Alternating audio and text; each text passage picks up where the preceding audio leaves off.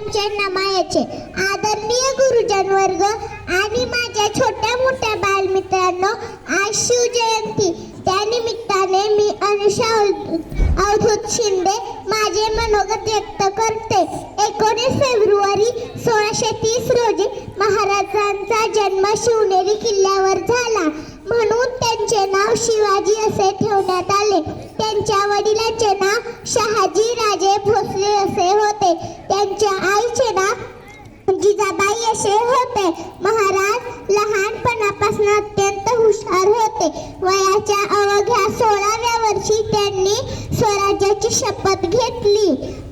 स्वराज्य निर्माण करणे ही काही सोपी गोष्ट नाही. कितीतरी बलाढ्य शत्रू स्वराज्याच्या पुढे उभा होते, तरीही महाराजांनी बाजी प्रभू देशपांडे, तानाजी मालुसरे, नेताजी पालकर यांच्यासह जिजाबाईंनी पाहिलेले स्वराज्याचे स्वप्न पूर्ण केले. विजय सारखी तलवार चालवून गेला. वाघनख्यांनी अफजल खानाचा कोथळा फाडून गेला. स्वर्गात गेल्यावरही देवानी ज्याला लावून मुजरा केला, असा हा मर्द मराठा शिवबा होऊन गेला. असा हा मर्द मराठा शिवबा होऊन गेला. एवढे बोलून मी माझे भाषण